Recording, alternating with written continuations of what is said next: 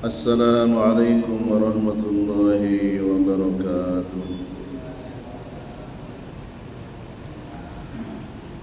Alhamdulillahilladzi arsala rasulahu bil huda wa dinil haqqi liyudhhirahu 'alad dini kullihi wa kafa billahi shahida. Ashhadu an la ilaha illallah wahdahu la syarika lahu wa ashhadu anna Muhammadan abduhu wa rasuluhu. Qala Allah ta'ala fi Qur'anil Karim, ya ayyuhalladzina amanu taqullaha wa qulu qawlan sadida yuslih lakum a'malakum wa yaghfir lakum dhunubakum wa man yuti'illaha wa rasulahu faqad faza fawzan 'azima. Wa qala Rasulullah sallallahu alaihi wa ala alihi wa sallam, fa inna asdaqal hadisi kitabullah wa khairal hadi hadi Muhammad wa syarrul umuri muhdatsatuha fa inna kulla muhdatsatin bid'ah wa kulla bid'atin dhalalah wa kulla dhalalatin finnar. Jemaah salat maghrib Masjid Muhammadiyah Al-Furqan rahimani wa rahimakumullah. Alhamdulillah kita bersua kembali dalam kajian rutin membahas sirah nabawiyah, sejarah Nabi Muhammad yang diambil dari kitab Ar-Rahiq Al-Makhtum, buah karya dari Syekh Dr. Sofiur Rahman Al-Mubarakpuri rahimahullahu ta'ala. Salawat serta salam semoga tercurah limpahkan kepada junjungan kita Nabi besar Nabi Muhammad SAW, kepada keluarganya, segenap sahabatnya dan umatnya yang senantiasa istiqomah mengikuti sunnah beliau hingga akhir zaman. Kita lanjutkan kembali rangkaian beberapa kejadian menuju terjadinya perang Uhud. Qala al-muallifu rahimahullahu ta'ala, al-jaisu al-makki ila aswaril madinati. Tentara-tentara musyrikin Mekah bergerak menuju perbatasan wilayah Madinah. Wa taba'a jaisu Makkata sirahu ala tariqil gharbiyati ar-ra'isiyatil muta'adati.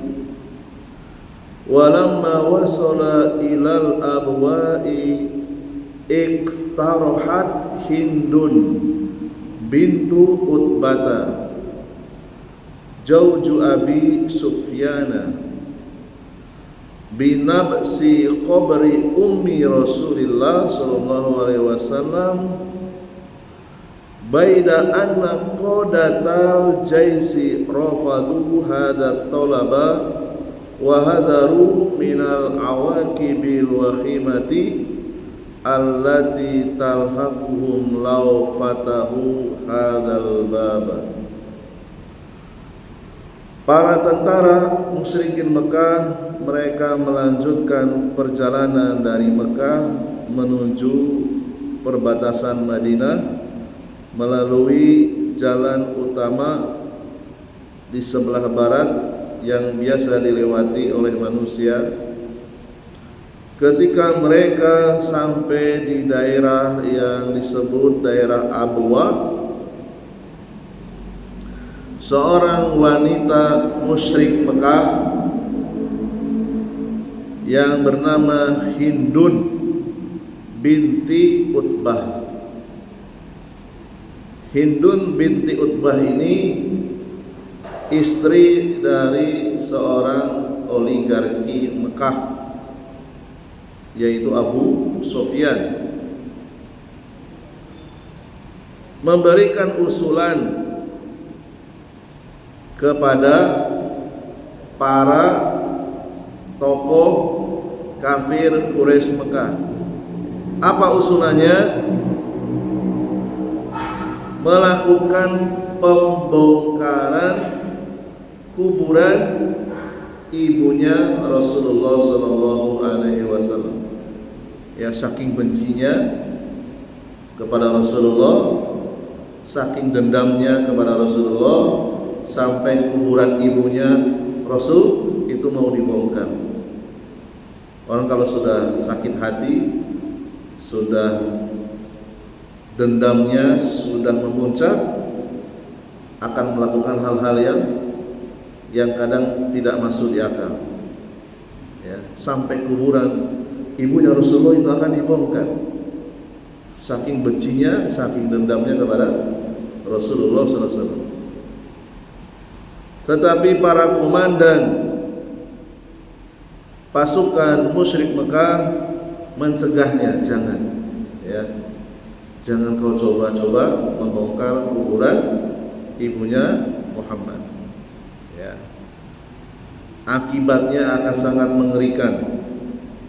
Ya, nanti kamu akan dikejar-kejar kalau coba-coba membongkar kuburan ibunya Rasulullah SAW. Sama saja dengan menghina, kan begitu kan? Ya. Dicegah oleh para komandan pasukan musyrik Mekah. Summa wasala jaisu Makkah sirahu hatta iqtaraba minal madinati fasalaka wadi al-aqiqu summa inharafa minhu ila dhatil yamin hatta nazala qariban bi jabali Uhudin fi makanin yuqalu lahu Ainaini bi batni sabkhati min qanatin ala syafiril wadi alladhi yaqa'u shimalal madinati bi jambi Uhudin. Fa ashkara hunaka yaumal jum'ati as-sadisi min syahri Sawal sanata salasin minal hijrah. Dari Abwa, dari daerah Abwa, pasukan kafir Quraisy Mekah melanjutkan perjalanan mereka sampai mendekati kota Madinah, melewati lembah Al-Aqiq, kemudian mengambil arah ke kanan, berbelok ke arah kanan, sampailah mereka dekat dengan gunung Uhud di suatu tempat yang disebut Ainain, berada di tanah tandus yang berhubungan dengan saluran yang berada di tepi lembah yang berada di utara Madinah di samping gunung Uhud. Pasukan kafir Quraisy Mekah berkumpul di tempat tersebut, yaitu pada hari Jumat, ya, mereka berkemah, ya, pada hari Jumat tanggal 6 di bulan Syawal tahun 3 Hijriah. Al-majlisu al-istishari li ahdi khittati difa'i. Berikutnya rapat militer untuk menentukan strategi bertahan menghadapi musuh.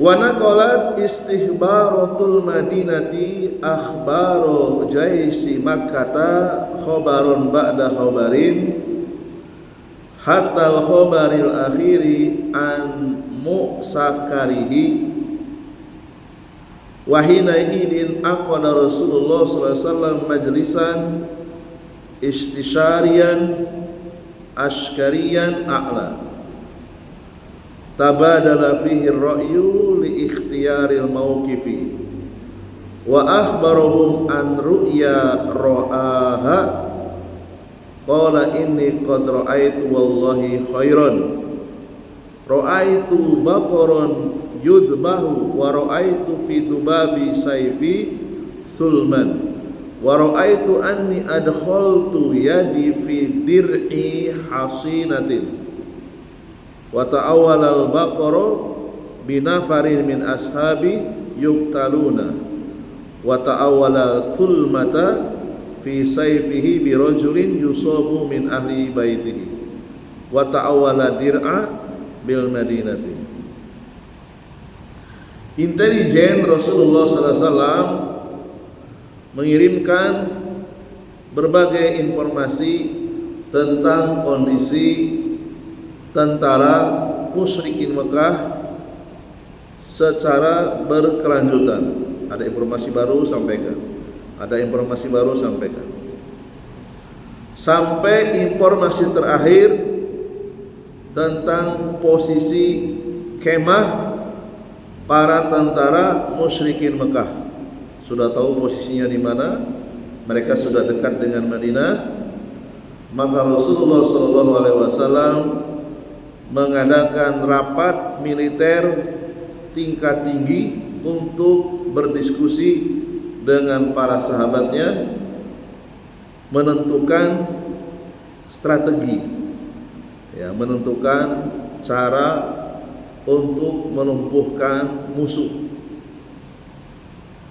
Dan beliau Rasulullah SAW menyampaikan kepada para sahabat tentang mimpi yang di dalam mimpi itu beliau melihat dan beliau menceritakan, inni qad ra'aitu wallahi khairan, demi Allah sungguh aku telah mengalami mimpi yang baik.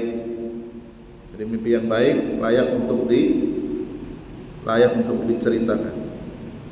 Ra'aitu baqaran yudbahu, aku bermimpi melihat beberapa ekor sapi disembelih. Wa ra'aitu fi dubabi sayfi sulman, aku bermimpi melihat beberapa ekor sapi disembelih dan melihat retak di mata pedangku. Ujung pedang Rasulullah itu retak dalam mimpinya begitu. Wa ra'aitu anni adkhaltu yadi fi dir'i hasinatin, dan juga aku bermimpi aku memasukkan tanganku ke dalam baju besiku yang kuat. Lalu beliau menafsirkan mimpi tersebut di hadapan para sahabat. Beberapa ekor sapi beliau tafsirkan beberapa sahabat yang akan terbunuh. Kemudian beliau menafsirkan retak di ujung pedang beliau. Beliau menafsirkan ada seseorang dari keluarga beliau yang akan terbunuh. Dan beliau menafsirkan baju besi itu maksudnya adalah benteng pertahanan kota Madinah. Ya. Summa qaddama ru'yahu ila sahabatihi alla yakhruju minal madinati wa an yahtasunu biha fa in aqama al musyrikuna bi mu'sakarihim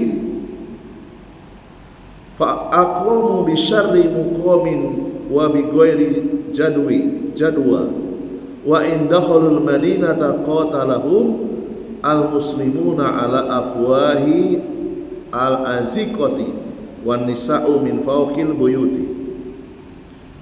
Kemudian Rasulullah SAW memberikan kesempatan kepada para sahabat tentang tafsir yang disampaikan oleh Rasulullah SAW agar mereka diajak untuk tidak keluar dari kota Madinah.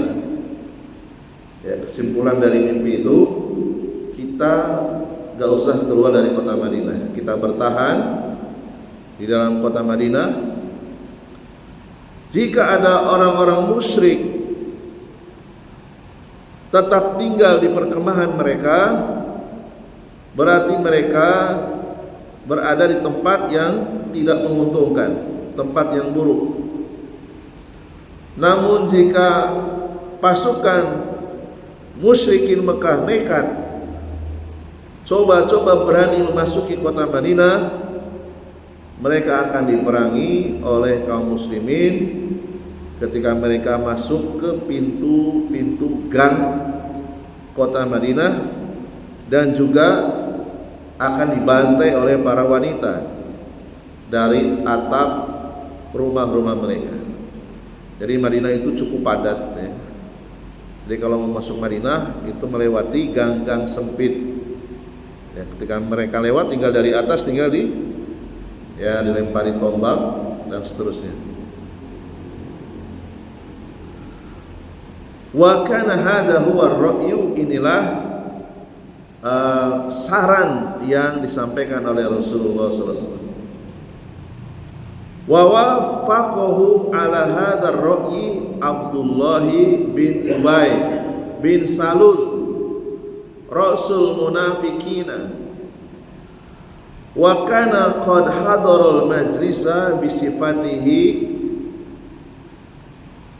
ahadu ju'amai al-khazraji, wa yabdu an muwafiqatihi anna muwafiqati li hadzal ra'yi lam takun li ajri anna hadha huwal mawqifu as-sahihu min haitsul wajhati al-ashkariyati, bal liyatamakkana minat taba'udi anil qitali duna an ya'lama bidzalika ahadun.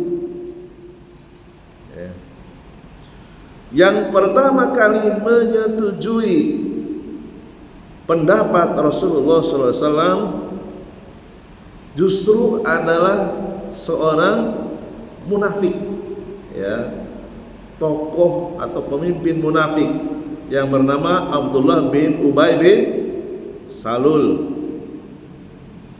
Dia ikut rapat di dalam majelis Rasulullah SAW sebagai perwakilan dari suku Khazraj.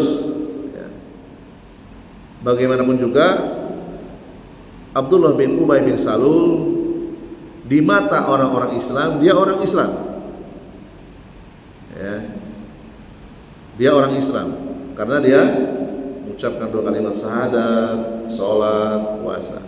Nanti diingkarinya ketika sudah terang benderang. Orang munafik kan begitu. Ketika Islam kuat, dia sembunyikan kekafirannya. Nanti ketika Islam melemah, dia akan tampakkan aslinya. Karena belum kelihatan aslinya, maka dibiarkan. Ya. Persetujuan Abdullah bin Ubay bin Salul terhadap pendapat Rasulullah bukan karena itu adalah pilihan yang sesuai menurut strategi perang, ya. Jadi bukan karena ketaatan kepada Rasulullah, bukan. Seorang munafik ketika memberikan persetujuan kepada Rasulullah itu karena ada modus lain, ya, berbeda dengan seorang mukmin. Ketaatannya ikhlas, ya, bukan karena ada modus lain. Abdullah bin Ubay bin Salul dia memiliki modus, dah bertahan saja di Madinah, dah usah keluar, karena dia punya niat buruk, yaitu tidak mau ikut perang. Ya. Jadi salah satu di antara sifat munafik ketika pasukan kaum muslimin akan berperang, dia adalah orang yang paling banyak mencari alasan. Kalau ada alasan yang sesuai, dia pasti setuju. Ya. Dan tidak ada seorang pun yang tahu niat buruk seorang tokoh munafik Abdullah bin Ubay bin Salul. Ya. Wasa Allahu an yaftadiha huwa wa ashabuhu li awwali marratin amamal muslimina wa yankasifa anhum al-buto'a alladhi kana kufruhum wa nifaquhum yakmunu wara'ahu wa yata'arrafu al-muslimuna fi akhraji sa'atihim ala tilkal afa'a allati kana tataharraku tahta malabisihim wa akmamihim. Namun Allah SWT meskipun seakan-akan Abdullah bin Ubay bin Salul ini setuju dengan pendapat Rasulullah, padahal bukan karena ikhlas mentaati Rasulullah, tapi karena dia memang tidak mau ikut perang. Jadi orang munafik itu orang yang sangat cinta dengan dunia dan sangat takut dengan kematian. Nah, itu orang munafik. Lalu Allah membongkar modus seorang tokoh munafik, Abdullah bin Ubay bin Salul, dan kroni-kroninya. Pertama kalinya di hadapan kaum muslimin disingkap kekufuran dan kemunafikan yang selama ini dia sembunyikan, ya,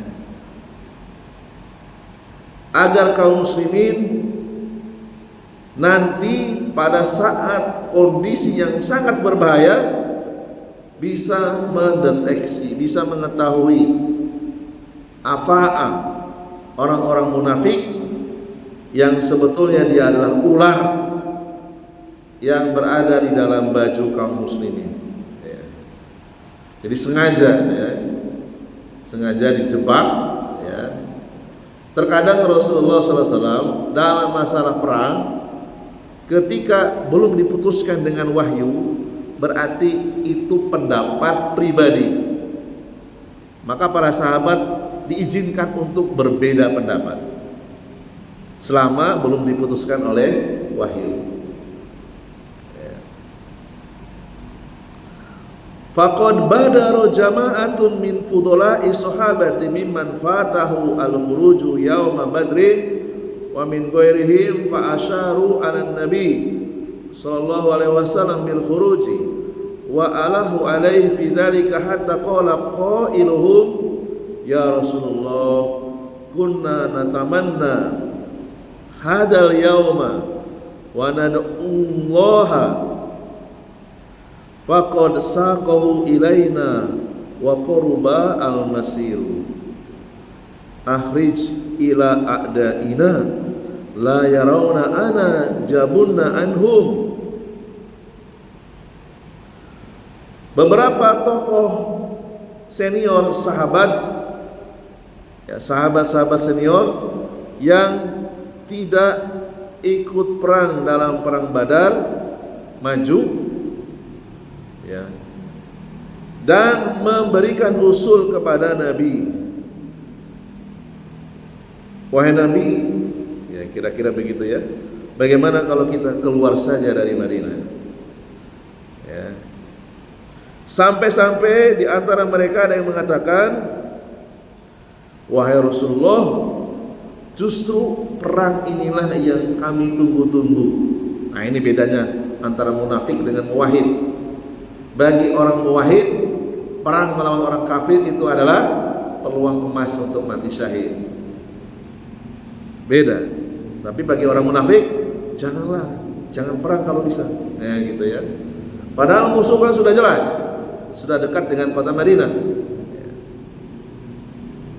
Wahai Rasulullah, kami sangat mengharapkan menunggu-nunggu hari di mana kami bisa mendapatkan keutamaan menjadi syuhada, menjadi orang yang mati syahid, masuk surga tanpa diperiksa dan tanpa disiksa, ya. Tiket masuk surga tanpa diperiksa dan disiksa. Dan kami sering berdoa kepada Allah, kapan ya kami dikasih kesempatan ikut perang seperti perang Badar. Nah, kira-kira begitu ya. Hingga Allah memberikan anugerah kepada kami dan kesempatan kami berangkat menuju peperangan yang tidak lama lagi akan terjadi.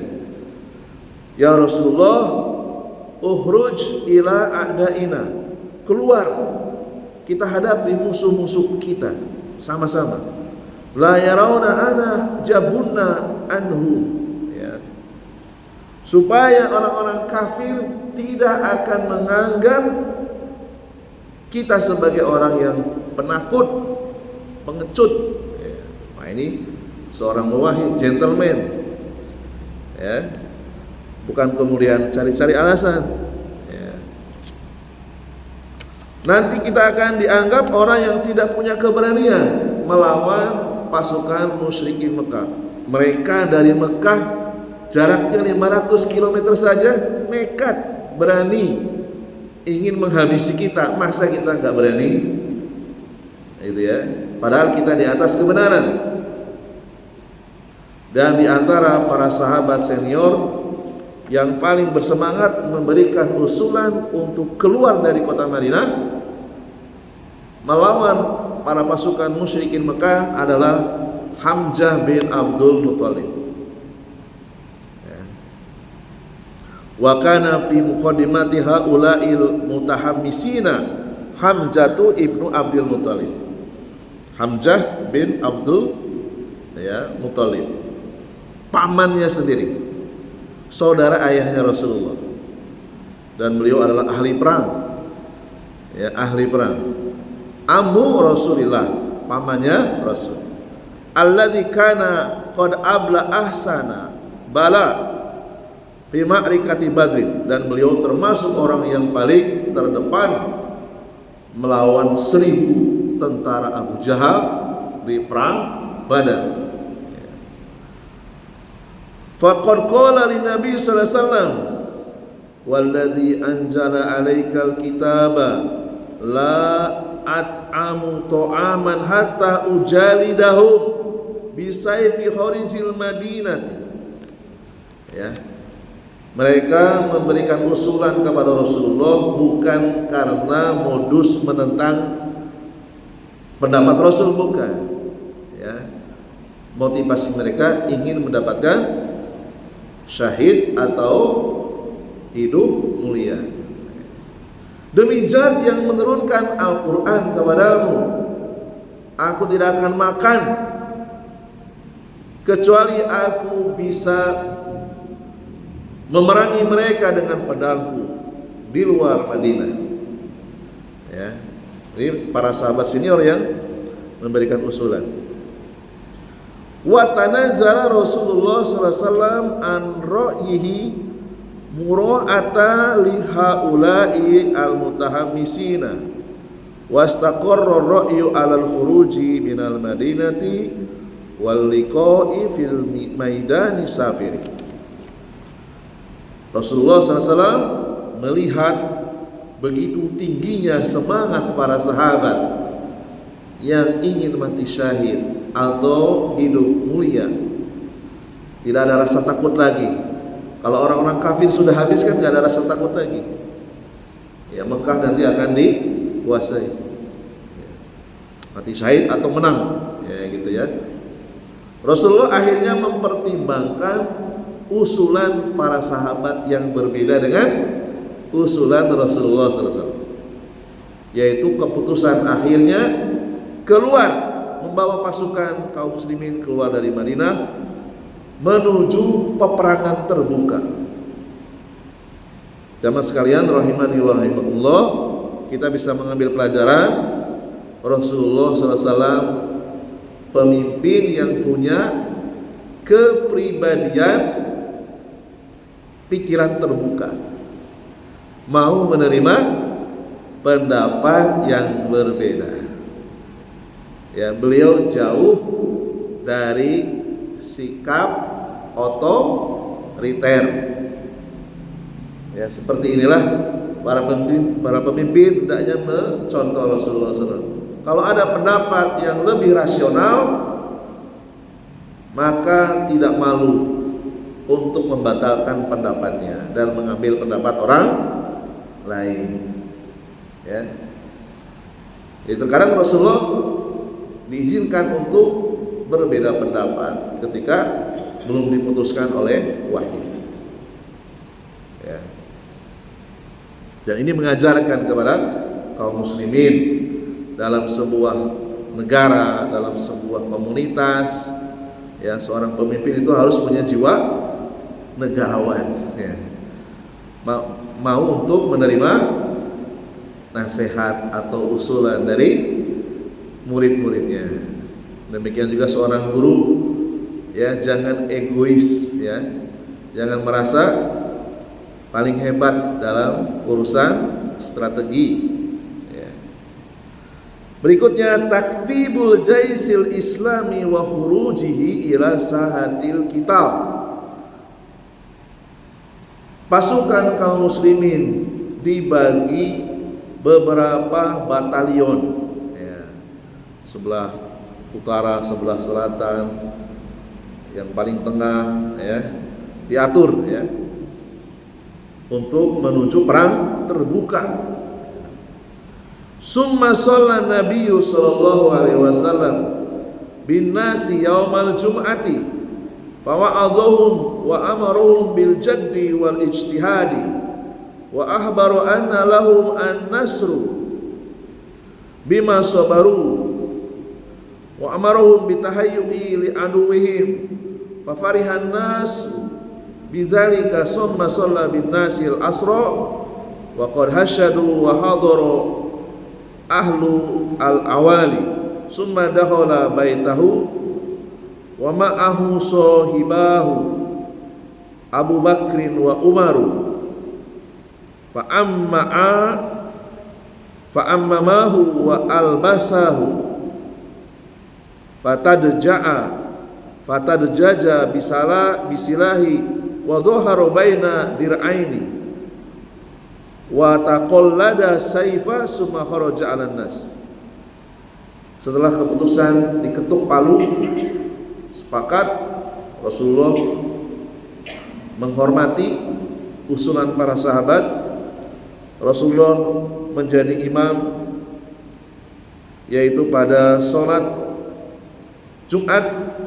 Kemudian beliau berkhutbah, menyampaikan nasihat, memerintahkan mereka agar bersungguh-sungguh meluruskan niat, ya, perang murni semata-mata untuk mendapatkan keridhaan Allah. Memberitahukan kepada mereka bahwa mereka akan mendapatkan kemenangan bukan dengan semata-mata strategi. Mereka akan mendapatkan kemenangan berkat kesabaran mereka, ya. Dan meminta mereka untuk bersiap-siap, ya, bersiap-siap siaga menghadapi para pasukan musyrikin Mekah. Kemudian umat Islam setelah mendengar khutbah Rasulullah SAW mereka bergembira, ya. Lalu beliau melanjutkan setelah beberapa jam beliau mengimami sholat asar, sedangkan mereka telah berkumpul. Orang-orang yang ada di Madinah, di samping beliau ada Abu Bakar, Umar, kemudian memakaikan sorban dan pakaian beliau. Setelah itu beliau memanggul senjata, ya, pedang, memakai baju besi, rangkap dua, keluar memimpin pasukan kaum muslimin, ya. Jadi beliau seorang jenderal, panglima tertinggi, ya, kepala negara sekaligus panglima tertinggi, jenderal. Wa kana an-nasu yantadiruna khurujahu wa qad qala lahum Sa'adu ibnu Mu'ad wa Usaidu ibnu Hudair. Kaum muslimin menunggu beliau keluar, sementara seorang sahabat yang mulia Sa'ad bin Mu'ad dan Usaid bin Hudair berkata kepada para tentara kaum muslimin, ya, istakrohtum Rasulullah sallallahu alaihi wasallam alal khuruji faruddul amro ilaihi, ya. kalian kok bisa memaksakan pendapat kepada Rasulullah, gitu ya. Serahkanlah keputusan terbaik kepada Rasul, ya. Ini seorang Sa'ad bin Mu'adz dan Usaid bin Hudair. Jadi Sa'ad bin Mu'adz dan Usaid bin Hudair itu sebenarnya merasa tidak nyaman, ya. Kalau kata orang Jawa, ya pekewuh, gitu ya. Kok bisa kalian mengambil pendapat kalian sementara pendapat Rasulullah dibatalkan, gitu ya. Fanadamu jami'an ala ma sona'u, ya, fanadimu jami'an ala ma sona'u. Para sahabat senior tadi yang diwakili oleh Hamzah bin Abdul Muthalib mendengar nasihat Sa'ad bin Mu'adz dan Usaid bin Hudair, mereka menyesal. Oh iya ya, kok bisa ya kita menolak pendapat Rasulullah, ya. Karena mereka saking semangatnya, bukan karena semata-mata ingin membantah usulan Rasulullah. Kok bisa ya kita lancang, ya, memilih pendapat kita dan membatalkan pendapat Rasulullah sallallahu alaihi wasallam. Falamma kharaja qalu lahu, ketika para sahabat yang diwakili oleh Hamzah bin Abdul Muthalib yang sudah terlanjur semangat ingin keluar dari Madinah, berkata kepada Rasulullah, ya Rasulullah, maka lana an nukhalifaka fasna ma syi'ta.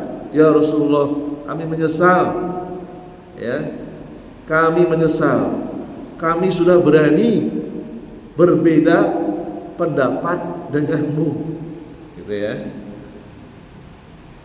Berbuatlah sesuai dengan pendapatmu saja ya Rasulullah, gitu. Akhirnya mereka mencabut, ya. In ahbabta an tamkusa bil madinati faf'al. Jika engkau ingin mengambil pendapatmu yang pertama tadi dan kami rela, kami batalkan pendapat kami, maka lakukanlah. Gak apa-apa, kami ridho. Nah gitu, ya. Ini menunjukkan bahwa jemaah sekalian rahimani wa rahimakumullah, hati para sahabat itu sangat lembut sekali. Ketika ada yang memberikan nasihat, mereka itu mudah sekali untuk menerima nasihat. Gitu ya. Kalian apa enggak kurang ajar, gitu ya? Kok bisa membatalkan pendapat Rasulullah? Karena itu sudah dirapatkan, sudah menjadi keputusan akhir, Rasulullah menghormati. Ya, sudah diputuskan, sudah rapat, ya. Sa'ad bin Mu'adz dan Usaid bin Hudair memberikan nasihat karena tidak ikut rapat, ya. Berbeda dengan Hamzah dan sahabat-sahabat yang lainnya. Rasulullah menghormati keputusan akhir, keputusan yang sudah diketok palu. Ya, Rasulullah mengatakan apa? Ma yang bagi linabi ida labisa lakmatahu wa ya adirhu an yadu hatta yahkuma Allahu bainahu wa baina aduwihi. Rasulullah mengatakan apa? Tidak pantas bagi seorang nabi jika sudah memakai baju besi lalu melepaskan kembali sampai Allah memutuskan antara dia dan musuhnya. Rasulullah tetap menghormati keputusan rapat, ya. Kemudian Rasulullah mengelompokkan pasukan kaum muslimin menjadi 3 batalion, dan insyaallah taala kita akan sambung di pekan yang akan datang. Subhanakallahumma bihamdika asyhadu an la ilaha illa anta astaghfiruka wa atubu ilaik. Assalamualaikum warahmatullahi wabarakatuh.